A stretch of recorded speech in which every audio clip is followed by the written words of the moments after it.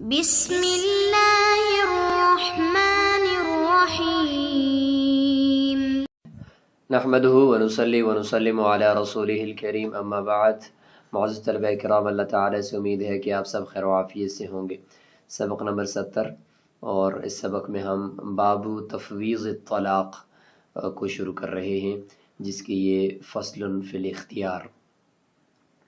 پہلی فصل ہے۔ تفویض طلاق کا مطلب یہ ہوتا ہے کہ طلاق کا اختیار عورت کو سونپ دینا۔ اس کے کچھ الفاظ ہیں، ان الفاظ کے ساتھ مرد اپنی عورت کو کہتے ہیں کہ آپ اپنے آپ کو خود ہی اپنا اختیار لے لیں، اور اگر رہنا چاہتی ہیں میرے ساتھ رہیں، ورنہ اپنے آپ کو طلاق دے دیں، میری طرف سے آپ کو اختیار ہے۔ تو اس میں لفظ اختیار بھی استعمال ہوتا ہے، امر کی بیدی کی یہ لفظ استعمال ہوتا ہے، اور ہر زبان میں مختلف الفاظ بھی ہوتے ہیں۔ اسی طریقے سے طلاق ہی کا لفظ بھی استعمال ہوتا ہے کہ اپنے آپ کو طلاق دے دو، اور ساتھ ساتھ مشیت بھی ہوتی ہے کہ اگر آپ چاہتی ہو تو طلاق دے دو۔ تو یہ کچھ متفرق طریقے سے میں نے آپ کے سامنے ذکر کیا کہ اس باب میں ذکر ہوگا، لیکن چونکہ مستقل طور پر لفظ اختیار کے الگ احکام ہیں، اور اسی طریقے سے امر کی بیدی کے الگ ہیں اور مشیت کے الگ ہیں، تو اس لیے ہر ایک کو الگ الگ فصل میں ذکر کیا جا رہا ہے۔ تو اس فصل میں فصل فی الاختیار کے اندر اختیار لفظ کا استعمال جو شوہر کرتا ہے بیوی کو اختیار دیتے ہوئے، تو اس کا ذکر ہے۔ فصل کا خلاصہ کر لیتے ہیں۔ تمہید کے طور پر یہ بات آپ جان لیں کہ تفویض طلاق عورت کو سونپنے کی دو قسمیں ہوتی ہیں، صریح اور کنایہ۔ صریح کے الفاظ تو یہی ہوتے ہیں طلقی نفسکی، اپنے آپ کو طلاق دے دو، اور کنایہ کے الفاظ اختاری، امر کی بیدی کی اور مشیت کی انشئتی۔ یہ صریح کے ساتھ بھی لگتا ہے کہ طلقی نفسکی انشئتی، تو اس کو الگ ایک فصل میں ذکر کیا گیا ہے۔ اس فصل میں 5 چیزیں بیان ہوں گی، یعنی فصل فی الاختیار کے اندر 5 چیزیں ہیں۔ نمبر 1، تفویض طلاق کی 2 قسموں کی وضاحت ہوگی کہ صریح اور کنایہ۔ نمبر 2، خیار مجلس اور خیار عقد کے درمیان فرق واضح کیا جائے گا۔ نمبر 3، لفظ اختیار سے وقوع طلاق کی شرائط ذکر کی جائیں گی۔ نمبر 4، اختاری کلمہ کو بار بار ذکر کیا تو اس کے احکام ذکر کیے جائیں گے۔ اور نمبر 5،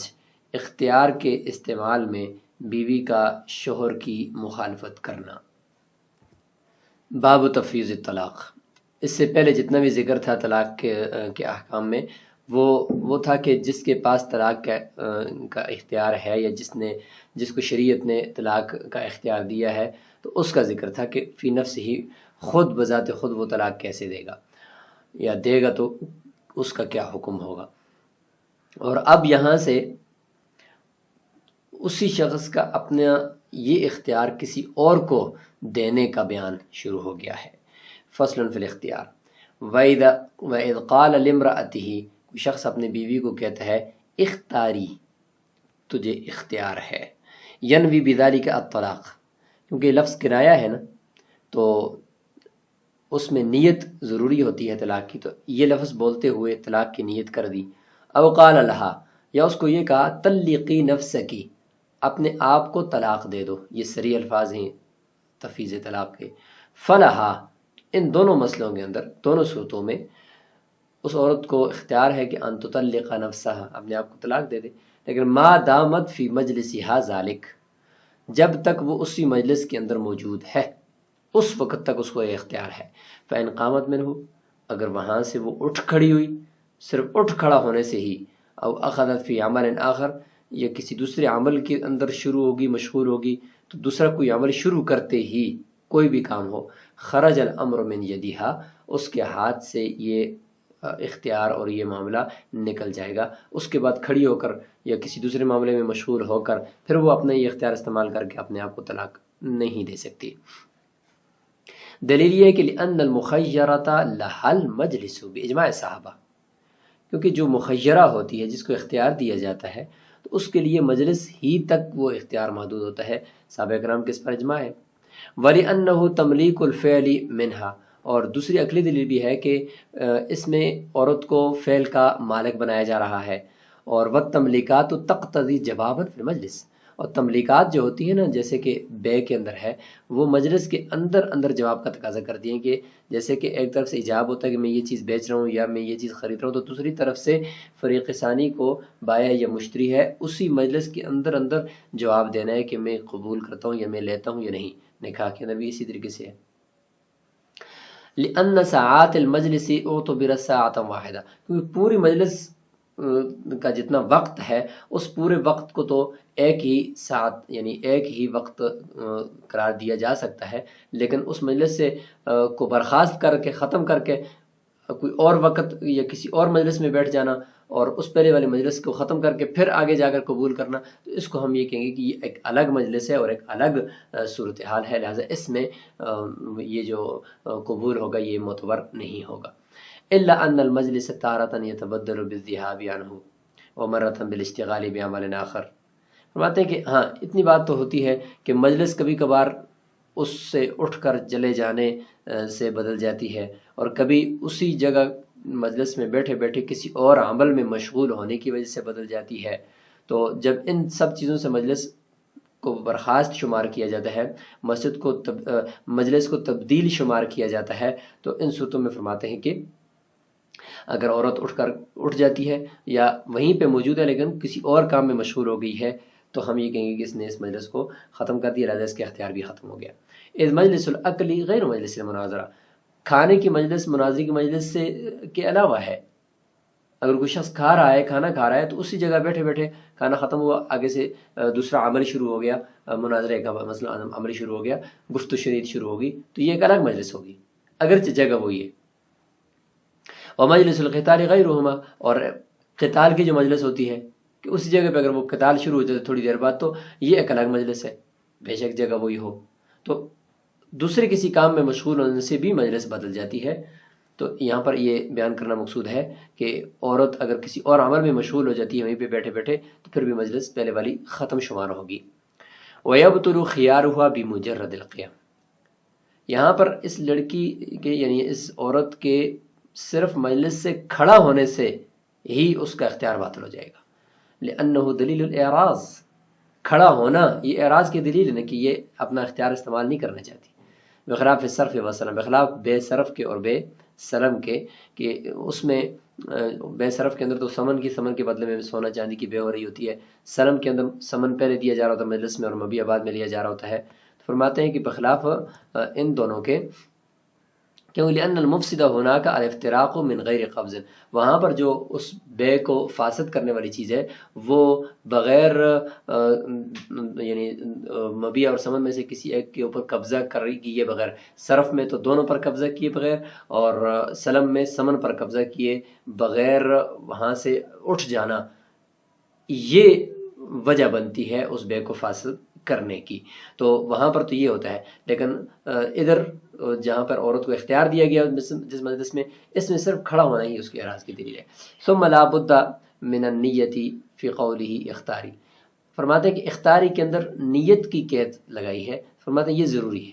کیونکہ لأنہ یحتمل تخییرہا فی نفسہا، کیونکہ یہ جو اختاری ہے یہ اس چیز کا بھی احتمال رکھتا ہے کہ اس کی ذات کے بارے میں اس کو اختیار دے رہا ہے شوہر کہ آپ کو اختیار ہے میرے ساتھ رہنا چاہتی ہو یا کسی کے ساتھ، اس چیز کا بھی احتمال رکھتا ہے، لیکن ساتھ ساتھ ایک دوسری چیز کا بھی احتمال رکھتا ہے، وہ کیا ہے؟ وَيَحْتَمِلُ تَخْيِيرَهَا فِي تَصَرُّفٍ آخَرَ غَيْرَهُ، یا فی تصرف آخر غیری ہی، کہ کسی دوسرے تصرف کے اندر بھی اختیار دینے کا احتمال بھی رکھتے ہیں۔ اختیاری کا مطلب ہے کہ میرے گھر کی سب چیزوں کی آپ کو اس کا اختیار ہے اور اس کی ایکسس آپ کو ہے، لہٰذا آپ جس طرح چاہیں استعمال کریں۔ تو دونوں کا چونکہ احتمال ہے تو لفظ کنایا ہے، لہٰذا نیت کی ضرورت ہے۔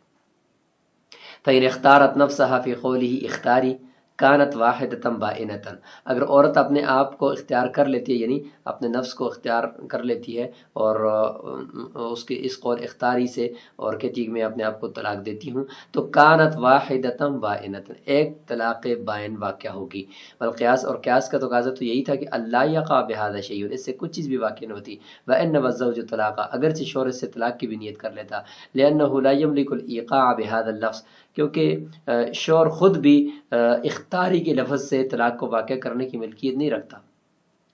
تو فلا یملک التفویض الی غیرہ، تو دوسرے کو اس کا مالک بنانے یا دوسرے کو اس لفظ کے ساتھ طلاق سونپنے کا بھی مالک نہیں ہونا چاہیے، کیونکہ اختیاری کے لفظ سے طلاق واقع نہیں ہوتی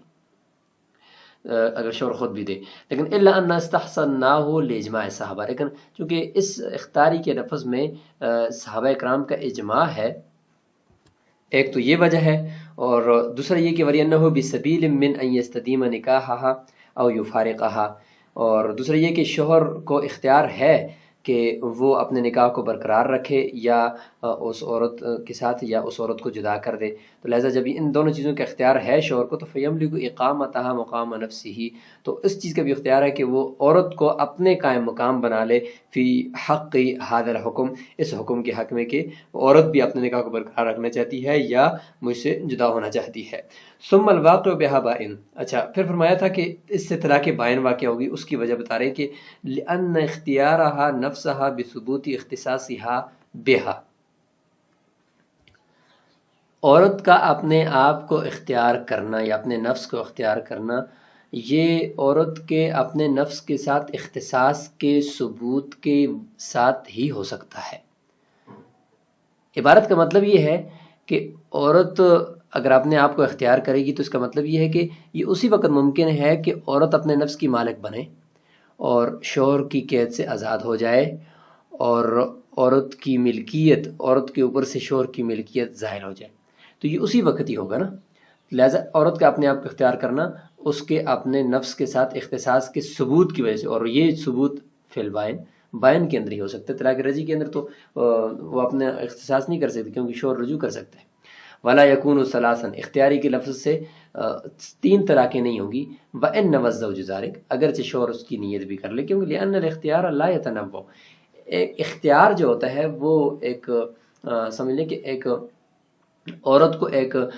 حق دیا جا رہا ہے، تو اس حق کے اندر کچھ اقسام نہیں ہو سکتی، لا يتنوع، بخلاف الابانہ، بخلاف جدائی کے،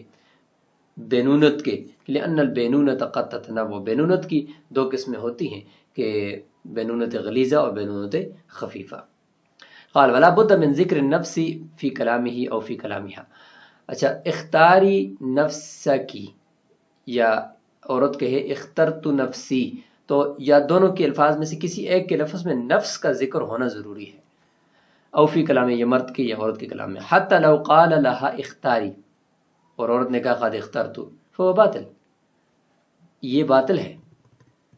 بلکہ کسی ایک کے جملے کے اندر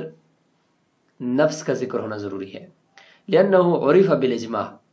کیونکہ اختیار یہ بالاجماع، اجماع صحابہ ہے، امت کے اس پر اجماع ہے کہ اس لفظ سے کے ساتھ نفس کا ہونا ضروری ہے، وهو فی المفسرۃ من احد الجانبین، کیونکہ اختیار جو ہے وہ بالاجماع یہ ثابت ہے، تو جب ثابت ہے تو وہ اسی وقت ہی ہو سکتا ہے کہ جب اس نفس کی تشریح ہو جانبین میں سے کسی ایک میں،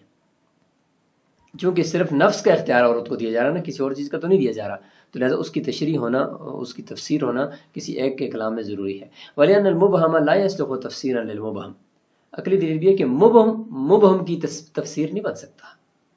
تو لہذا پہلے سے ہی یہ اختیار کا لفظ طلاق کے لیے ایک مبہم سا ہے، اب وہ بھی پھر آگے نفس کے لیے بھی آپ اس کو مبہم کر دیں کہ نفس کا ذکر بھی نہ کریں، تو خود بھی مبہم اور آگے ایک اور مبہم کی تفسیر کرے، تو اس طریقے سے نہیں ہو سکتا۔ ولا تعیین مع الابہام، اور ابہام کے ساتھ تعیین بھی نہیں ہو سکتی۔ ولو قال اختاری نفسکی فقالت اخترت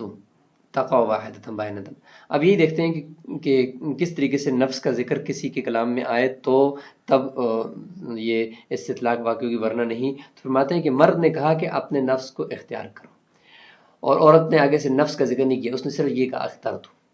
تو ایک طلاق بائن واقع ہو جائے گی، کیوں؟ لأن کلامہ مفسر، کیونکہ شوہر کا جو کلام ہے وہ مفسر ہے، اس میں نفس کا ذکر ہے. وہ کلام ہوا خرج جوابا لہو، اور عورت کا کلام اس کے جواب میں ہی آیا ہے، تو فیتضمن اعادتہ، لہٰذا یہ جواب چونکہ سوال کو جواب کے اندر دہرایا ہی جاتا ہے، کیونکہ السؤال معاد فی الجواب یہ ضابطہ ہے، تو لہٰذا عورت بھی گویا کہ اسی کی اس بات کی تشریح کر رہی ہے. تو فرماتے ہیں کہ اس کی یہ جو جواب ہے وہ نفس کے کا جو ہے نا اس کے یا اس سوال کے اعادے کو متضمن ہے. وَكَذَا لَوْ قَالَ، اور اس طریقے سے اگر شوہر کہتا ہے اختاری اختیارتاً، ساتھ مفعول مطلق مصدر ذکر کرتا ہے، تو یہ تائے وحدت کی ہے اس کے اندر. فقالت اخترت، وہ آگے سے کہتی ہے اخترت، اس صورت کے اندر بھی فرماتے ہیں کہ طلاق واقع ہوگی، اگرچہ اس میں نفس کا ذکر نہیں ہے، کیونکہ لأن الہاء فی الاختیارات تنبئ عن الاتحاد والانفراد. فرماتے ہیں کہ یہ جو تا ہے نا، ہا گول تا، اس کو ہا کہتے ہیں، یہ اختیارہ کے لفظ میں یہ خبر دیتی ہے اتحاد کی اور انفرادیت کی، یعنی ایک ہونے کی اور انفرادیت کی. واختیارها نفسها هو الذي يتحد مرة ويتعدد أخرى فصار مفسرا من جانبه. عورت کا اپنے آپ کو اختیار کرنا یہ بھی کبھی ایک مرتبہ یعنی اس میں متحد اور اتحاد ہو سکتا ہے، یعنی صرف ایک مرتبہ اپنے آپ کو اختیار کرنی یعنی ایک طلاق دے، وہ یتعدد اخرى، اور کبھی متعدد بھی ہو سکتا ہے کہ یعنی 2 یا 3 طلاقیں اپنے آپ کو دے دے. تو فرماتے ہیں کہ فسارا مفسرا من جانبہ، لیکن یہاں پر صرف ایک ہی طلاق بائن واقع ہوئی، کیونکہ شوہر کا جو کلام ہے وہ شوہر کی طرف سے وہ مفسر ہے، اور وہ یہ اس کی تفسیر ہے وہ کس سے اختیارتاً کے لفظ سے، کیونکہ اس میں تائے وحدت کی ہے، اور شوہر یہی چاہتا ہے کہ ایک اختیار ہے آپ کو. تو اس کا مطلب کیا ہے کہ صرف ایک طلاق آپ اپنے آپ کو دے سکتی ہیں، تو تائے وحدت کی اس پر دلالت کر رہی ہے. اور عورت کا آگے اختیار کرنا یعنی اس کا شوہر کے کلام کے ساتھ اس کا اتحاد اسی وقت ہو سکتا ہے کہ عورت بھی ایک ہی اختیار اپنا